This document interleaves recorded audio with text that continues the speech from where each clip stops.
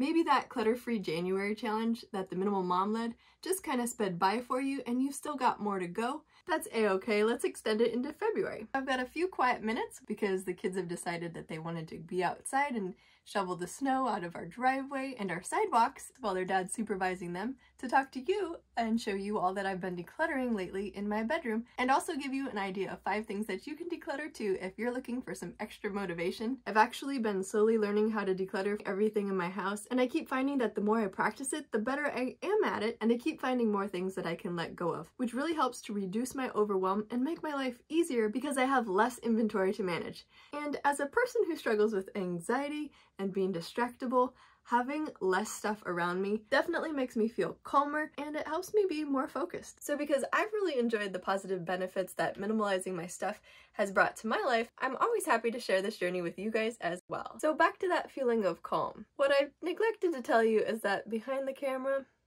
there's a pile of stuff that I haven't quite gotten out of my house, and it's been bugging me for like 2 weeks.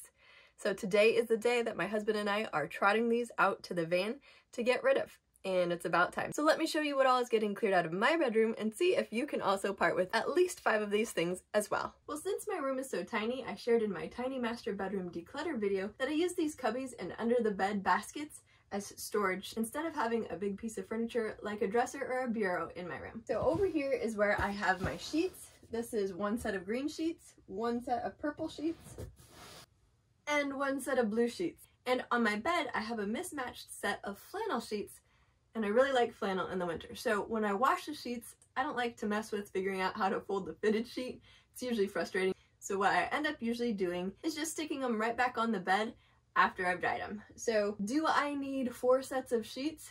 And actually, speaking of mismatched sheets, here's another set of flannel sheets. And I don't really like these. They're kind of pilly and they're like threadbare on one side. So I am gonna declutter this right here, the 4th spare. I do try to keep a few on hand for when we have guests. We've had some missionary friends come through that they take a queen air mattress and then their kids will take a queen air mattress to share. So I do like having these ones.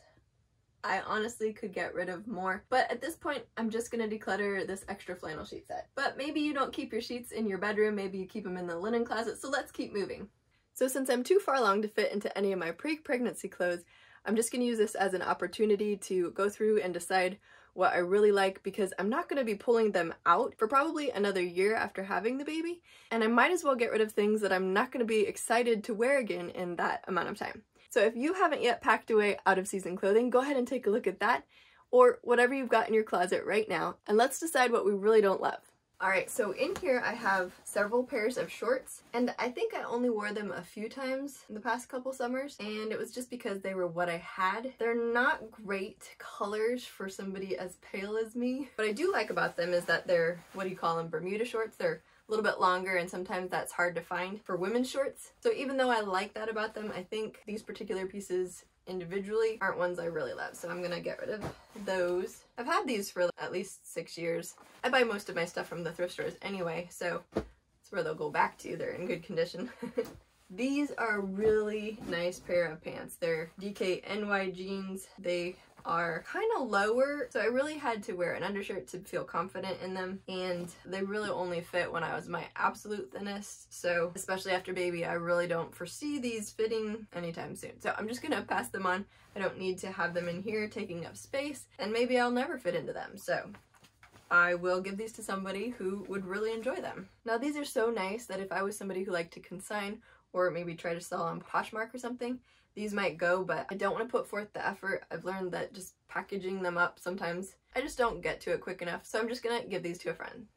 And lastly, I have this shirt that shrank in the wash, so it's okay for a pajama shirt. I like that it says dream, not because I bought it for a sleep shirt, but because I bought it at a time where I was just really depressed and I started to read about pulling myself out of overwhelm and stress, and one of the things was pursuing a dream. So I chose to pursue the dream of becoming more of a regularly creative person, and that's why I started my YouTube channel and why I'm talking to you. So it was a meaningful part of my journey, but I really don't feel confident in shirts that are a little bit too short for me. There we go. If you watched my Tiny Master Bedroom Declutter video, you saw I had like 11 sweaters, and I didn't part with many then. but I think I can do it now. So let's see. Here is a Talbot's 3/4 sleeve sweater, and if I'm gonna wear a sweater, I pretty much want it to be full length, so that's one I can part with. I also have another blue one, so I'm gonna part with that one. This is actually not a sweater, this is just a black shirt, but I have another black shirt, so I'm gonna get rid of that. This is a long lace cardigan kind of thing, and I just haven't worn it in a long time, so I'm gonna part with that. A tan sweater, and I kind of try to avoid colors that will wash me out more. Even though neutrals are great for some people, I'm gonna pass this one on. I think somebody with a different skin tone and maybe darker hair would look a lot better in that. Since I'm in here anyway, I see that I have a lot of undershirts. I took some time to put these pretty beads on it, and I think that's why I've been keeping this New York & Company undershirt, but it's been kind of tight since I've had it, and I don't wear it a lot for that reason. It's just a little uncomfortable. I thought that I needed an undershirt in like every color, but I really don't wear these.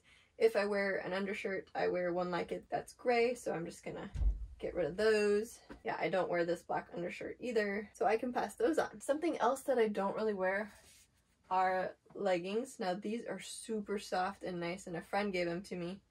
I wore them once.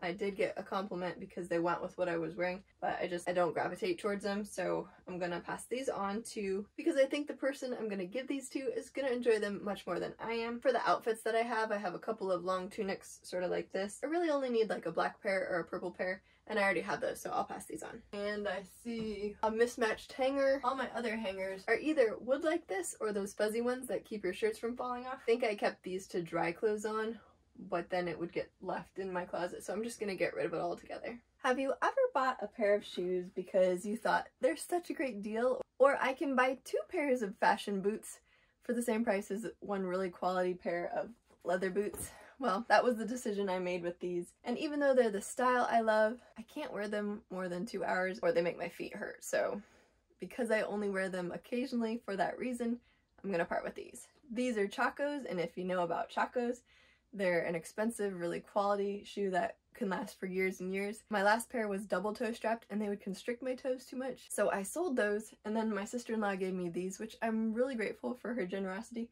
but these also have a toe strap, and even though it's a single toe strap, I can't wear them, they still constrict my toes. So I'd been trying to wear them with the toe strap smashed down. I just don't wear them enough to warrant keeping them, so I'm gonna pass those on, and somebody will be really, really happy to find these. These are my happy shoes. The bright color, I just thought they were so fun and I couldn't pass them up. I think they were like $5 at Mad Rags, but a lot of the stuff in the Mad Rags store is fast fashion, which means it's not really meant to last. And pretty much from week 1, these started falling apart. You can see where I hot glued them to keep the eyelets from coming apart. But that doesn't bother me so much, it's just that my feet aren't comfortable in them for long periods of time. So I'm passing those on too. I think parting with 3 pairs out of 10 pairs of shoes is pretty good. Have you got any shoes you can part with? I'm gonna start up my giveaway box.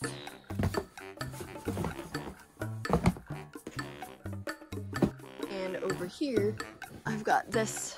I bought this from the Dollar Tree. I thought it was such a good deal, and yet I didn't really need it. I've got mine over there, and I really like it, but I didn't end up needing it for my kids' rooms, so I can pass that on too. And since I'm glancing over in this direction, I'm going to look at my winter gear. Hat. My son has a different hat. I'm not gonna wear this, so I'm gonna get rid of that. 1 pair of gloves. Probably don't need this pair of gloves. And I never wear this. Nobody in my family wears this, so get rid of that. 1 hat, 2 hat, 3 hat. I do wear those. And 3 scarves, so that's probably good. And I guess my room kind of became the catch-all for other stuff that I was decluttering upstairs, so I also have this bin over here. This is the mirror from my main floor bathroom remodel, and I thought I would use it in my daughter's room. I didn't, so I need to donate that. This is the curtain from her room. I probably just need to throw that away. Something else that I went through and decluttered were underwear and bras. Some of the criteria that you can use to declutter those are obviously if they don't fit anymore, if they have any elastic at all on them that's kind of popping out of the seams, or if they have holes, and if the elastic is too stretched out on any part of them, get rid of them, or if they just don't make you feel great in them. I was able to part with 7 pair of underwear and about 5 brassieres that I bought because they were on sale, buy 2 get 3 free or something like that, that I just didn't use because they were racerback and I don't have any shirts that are like that, so I guess I thought I would get into buying that kind of shirt and I didn't. Obviously you'd want to throw away your underwear, but Women's shelters can take like new brassieres, so consider that. Speaking of elastic, I've had this workout shirt for ages. I don't feel great in it even though I like the color, so I'm gonna part with that. Do you have any freebie shirts from college? I was hanging on to my last one. The neck was all ratty, so I just decided it's time to part with that. And along that note, are any shirts with words written on them that's crackling or peeling? Just get rid of those. I got rid of about 4 of those. I think socks were the one thing that was easiest for me to start decluttering when I was going through my clothes the first time around, a couple years ago, but I did find some more. These ones just kind of constrict on my ankles, so I don't like them too much. Alright, my decluttering tribe, what did you end up being able to part with from your bedroom? Share in the comments below. And if you enjoyed this video, I hope it was motivational for you on your decluttering journey. Make sure to hit the thumbs up button, click subscribe below if you haven't already, and make sure to hit that notification bell so that you'll know when the next video is up. I've got more content coming up about intentional creative living. Let's reduce that overwhelm so that we can feel more creative than ever. And if you want to keep hanging out with me to declutter more of your spaces, you can hit this playlist over here or this one up here, and YouTube thinks you'd enjoy this video. I'll see you in the next one. Bye. And on my bed I have a mismatched if the elastic is anywhere